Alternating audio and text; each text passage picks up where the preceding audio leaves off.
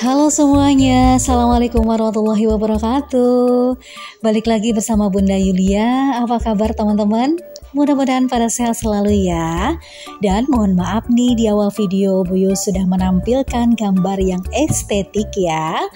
Berbagai aktivitas, kesibukan, kerjaan seorang ibu rumah tangga yang Masya Allah banget dari pagi-pagi sampai malam-malam hari.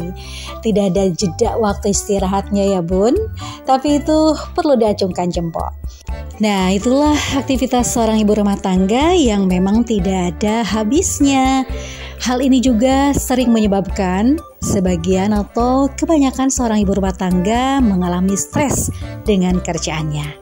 Nah, di video kali ini Bu Yo pengen membahas dengan teman-teman semuanya, apa sih penyebab stres seorang ibu rumah tangga dan bagaimana cara mengatasinya. Yuk simak baik-baik penjelasannya, dan sebelumnya jangan lupa di like, komen, serta subscribe terlebih dahulu supaya Bu Yu tambah semangat lagi mengupload video berikutnya. Terima kasih.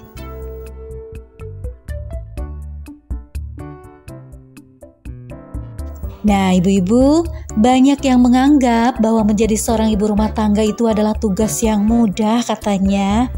Diam di rumah dan melakukan pekerjaan domestik dinilai bukan suatu pencapaian dan minimnya keahlian, perasaan tidak dihargai dan dipandang sebelah mata. Nah, inilah yang kerap memicu stres sebagai ibu rumah tangga. Ada yang merasa?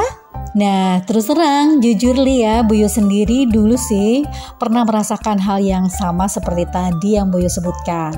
Tapi lama-kelamaan seiringnya berjalannya waktu, dinikmatinya peran kita sebagai ibu rumah tangga, ya hilang deh rasa stres itu, perasaan itu. Paling timbulnya stres itu dari sisi yang lainnya. Nah, kita nanti bahas satu-satu. Melakukan pekerjaan rumah dan mengurus anak sebetulnya adalah sesuatu yang perlu dipelajari ya Bun. Namun kebanyakan orang menganggap hal ini adalah kemampuan naluriah sebagai seorang perempuan gitu ya. Tapi tidak semata-mata itu ya. Banyak sekali sekarang yang harus kita pelajari untuk bisa mendidik anak-anak kita. Karena minimnya ilmu, contohnya Bu Yo sendiri yang perlunya adanya ya ikut-ikut parenting untuk mendidik anak yang baik. Kemudian baca-baca buku, cara mendidik anak ala Rasulullah, seperti itu ya. Nah, kalau kita pengen anak kita menjadi pribadi yang baik, mempunyai akhlak yang luar biasa baik seperti baginda kita Rasulullah, ya setidaknya kita harus mempunyai ilmunya. Contohnya dengan cara baca-baca buku, kemudian ikut parenting kayak tadi, atau misalkan googling di media sosial. Banyak sekali sekarang ya mengenai tata cara mendidik seorang anak. Nah, jadi bukan hanya sebagai atau semata naluriah kita sebagai perempuan aja. Nah, teman-teman, mohon maaf ya, Bu Yu bercerita sambil Bu Yu melakukan pekerjaan rutinitas Bu Yu seperti ya kayak gini, mencuci, bersih-bersih rumah yang memang berantakannya itu setiap waktu ya, karena Bu Yu masih mempunyai bocil. Nah, teman-teman, lalu apalagi sih penyebab stresnya kita sebagai ibu rumah tangga? Biasanya kalau menurut Bu Yo sendiri sih kurangnya waktu luang untuk beristirahat atau misalkan me time. Biasanya kalau Bu Yo sendiri nih yang merasakan waktu makan aja diburu-buru, lagi makan aja anak minta pipis atau minta pup. Jadi kurang bisa menikmati gitu ya teman-teman. Terus kita mau lagi sakit kepala misalkan atau ngantuk gitu. Mau 5 menit aja digangguin sama anak-anak. Nah, terutama yang mempunyai anak balita ya. Nah, seperti itu ya teman-teman. Sama kan? Kalau misalkan teman-teman yang mempunyai anaknya sudah pada besar-besar, ya insya Allah udah pada mandiri, kita bisa menikmati hidup, menikmati makan, menikmati mandi dengan cara luluran. Masya Allah banget deh. Tapi hal ini adalah waktunya sangat sebentar loh Bun, jadi dinikmati aja. Kalau yang mempunyai anak kecil, nah dengan segala kerempongannya dinikmati karena tidak terasa waktu itu akan berjalan dengan cepatnya. Dan 2-3 tahun ke depannya anak sudah tidak mau lagi bersama kita karena sudah punya teman-temannya sendiri, jadi nikmati prosesnya. Oh ya ibu-ibu semuanya, kalau misalkan pekerjaan atau rutinitas kita yang berulang-ulang, contohnya cuci piring, cuci baju, ngepel, memasak, ngurus anak, nyuapin anak, kayak gitu-gitu, itu menjadi stres gak sih di kalangan ibu rumah tangga? Yang merasa stres dengan aktivitas kita yang itu-itu aja, silakan komen di kolom komentar Bu Yul ya. Dan apa sih kiat-kiatnya?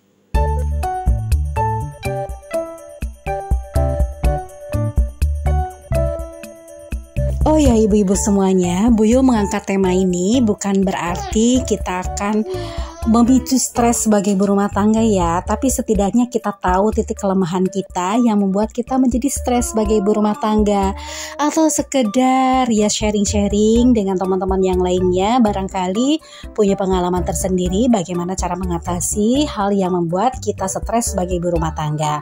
Apalagi bagi teman-teman yang memang sebagai ibu pekerja juga di luar dan sebagai ibu rumah tangga yang mungkin tingkat kesetresan sebagai ibu rumah tangga itu pasti double tentunya ya.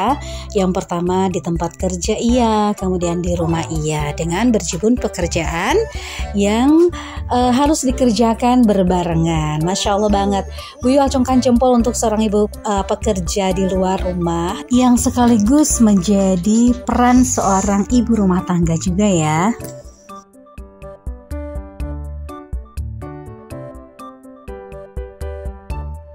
Nah teman-teman semuanya, ada yang lupa nih, kadang yang memicu kita menjadi pusing alias stres yaitu aktivitas mental nih. Contohnya apa aja sih? Yang pertama nih, kalau aktivitas mental itu contohnya kita menyiapkan menu masakan setiap hari. Kadang kita kesulitan gak sih? Merasa bingung gak sih besok mau masak apa? Nanya ke anak-anak, nanya ke pak suami, jawabnya terserah bunda. Nanti kalau kita masak gak dimakan, gak ada yang suka. Nah inilah pemicu stres berikutnya. Nah selanjutnya mengelola keuangan. Karena ibu rumah tangga itu banyak perannya ya, serba bisa intinya Pak. Ya manajer keuangan, manajer keluarga, kemudian driver dan lain sebagainya, pastinya harus serba bisa. Nah, mengelola keuangan, mengatur pengeluaran dengan budget kita yang disiapkan Pak suami terkadang memicu kelemahan mental juga nih, yang berakibat fatal ke pusing dan stres. Mengelola keuangan misalkan dengan harga sekarang yang sedang melambung tinggi, harga bahan pokok, harga kebutuhan pokok kita dengan uang pas-pasan misalkan. Siapa sih yang gak stres? Nah, otomatis orang yang berduit juga pastinya stres menghitung berapa jumlah duit yang harus dikeluarkan. Kemudian walaupun banyak uang pastinya ini harus dikelola dengan baik supaya keuangannya tambah hebat lagi, pasti memicu stres juga, apalagi yang duitnya pas-pasan ya kan. Lanjut nih teman-teman semua, yang menjadi masalah yang pemicu stres untuk kita sebagai ibu rumah tangga biasanya ujung-ujungnya itu masalah di anak ya. Kadang kalau misalkan kita masih mempunyai anak balita, pemicu pusing yaitu masalah anak, contohnya anak rewel, tiba-tiba anak tantrum, kemudian anak pengen mainan yang gak bisa dialihkan ke yang lain, atau misalkan anak-anak kita lagi pada sakit, otomatis memicu kelemahan kita menjadi stres ya nggak sih Bun? Kalau Bu Yul sendiri merasakannya, kalau misalkan anak tidak makan aja atau susah makan aja stresnya minta ampun. Kalau bapaknya enak-enak gitu ya, kayak nggak mikir gitu ya. Dan sementara sebagai ibu itu mungkin karena naluri juga ya, aduh anak nggak mau makan, takutnya kurus, takutnya sakit atau hal lain sebagainya, itu menjadi pemicu beban mental juga untuk kita. Nah, kalau misalkan anak-anaknya udah pada besar, tentunya ada masalah di sekolahnya, misalkan baru-baru remaja dengan kenakalannya yang tanda kutip. Nah, itu butuh strategi dong sebagai ibu rumah tangga, tidak hanya berdiam diri aja. Semuanya juga butuh strategi ya, dalam mengelola keuangan, kemudian menyiapkan menu, strateginya harus gimana supaya hemat keuangan kita dengan menu yang tidak itu-itu aja. Nah, itu beban mental loh Bun, yang mengakibatkan kita menjadi lelah gitu ya. Sehingga daya konsentrasi yang dirasa Bu Yu sendiri jadi berkurang gitu. Kadang Pak suami nanya, dijawabnya kemana gitu, saking sudah lemahnya kita itu ya Bun. Masya Allah. Kemudian menimbulkan emosi alias emosi nih. Jadi kalau kita udah capek, lemah dengan berbagai masalah yang dihadapi, yang akibatnya nanti timbullah emosi, sehingga tidak stabil di emosi kita. Terkadang amarah kita tidak bisa dibendung, anak-anak menjadi korbannya. Tapi mudah-mudahan tidak ya, karena anak-anak tidak tahu menau nih masalah keruwetan dalam. Nah, teman-teman semuanya, salah satu yang menjadi beban mental kita dalam mengelola keuangan keluarga yaitu bagaimana sih cara supaya keuangan kita tetap sehat gitu ya.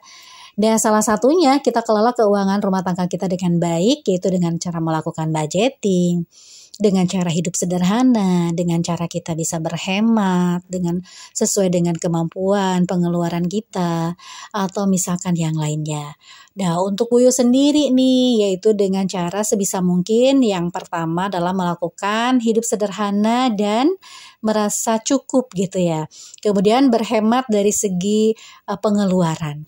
Untuk pengeluaran kali ini Buyu sarankan untuk perdapuran nih salah satunya, yaitu pengeluaran untuk beras. Buyu punya informasi nih untuk ibu-ibu semuanya. Nah, selama Buyu pakai beras cap santap dan cap ikan koki hoki, nah pengeluaran Buyu untuk perdapuran itu serasa hemat dong Bun, karena kita dapat beras yang premium tapi harga ekonomis. Siapa sih yang nggak mau? Nah, beras ini sudah aman tentunya karena sudah bersertifikat halal, sehingga aman dong dikonsumsi untuk keluarga kita.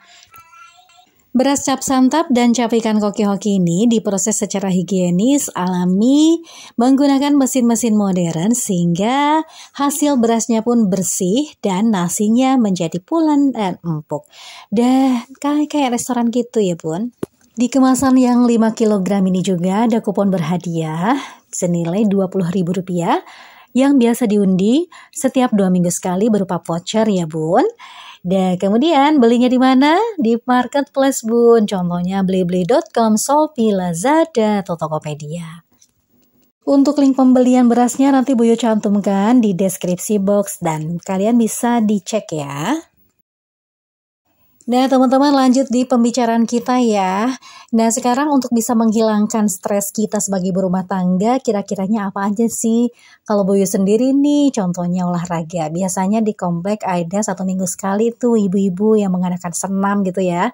Nah ini bisa untuk kita ikuti Bun, karena kita harus mengolah fisik juga. Karena fisik itu kan lama-lama tuh lemah kalau dipakai untuk bekerja terus ya di rumah. Nah kita sekarang berolahraga, kemudian makan teratur, kemudian makan yang sehat, dan tidur yang cukup. Nah, kemudian kita harus identifikasi keseimbangan pekerjaan rumah kita, tetapkan batasan ya Bun, jangan sampai walaupun rumah kita berantakan terus gitu, kita tuh tidak henti-hentinya Bun kalau masalah pekerjaan rumah. Jadi harus ada jeda waktunya, harus dibatasi, jangan sampai kita terlalu pengen rapi, terlalu pengen bersih gitu ya. Nah kalau gitu kapan kita mau istirahatnya? Lanjut nih, kalau Buyu sendiri berusaha untuk menjaga hubungan cinta dengan pasangan kita dan anak-anak. Kalaupun kita punya masalah, capek di rumah, kita sharing dengan suami kita supaya berbagi untuk melakukan pekerjaan di rumah. Contohnya bantu-bantu untuk nyuci di kala weekend atau menjaga anak-anak dan lain sebagainya. Kita bisa bicarakan dengan baik-baik ya dengan Pak suami kita. Nah, kemudian fokuslah pada rasa syukur kita. Inilah yang paling kunci utamanya nih Bun. Kita harus merasa bersyukur dengan apa yang kita lakukan, menikmati, kemudian rasa syukur sebagai ibu rumah tangga yang bisa berkumpul dengan keluarga, menikmati kebersamaan, kemudian melakukan segala sesuatunya dengan cara ikhlas. Insya Allah itu akan bernilai ibadah yang lebih baik lagi untuk kita semuanya ya. Sehingga dengan cara menikmati, dengan rasa syukur itu akan hilang rasa beban kita di pundak karena kita ikhlas mengerjakannya. Ini adalah salah satu yang paling utama menurut Bu Yul, yaitu rasa syukur ya. Oke, teman-teman semuanya, sudah panjang lebar. Terima kasih untuk yang membersamai Bu Yo dari awal sampai akhir. Mudah-mudahan apa yang Bu Yo sharingkan ini bermanfaat untuk kita semuanya. Saling charge ya sebagai berumah tangga. Bu Yo pamit dulu ya karena sudah panjang dan lebar. Terima kasih. Wassalamualaikum warahmatullahi wabarakatuh.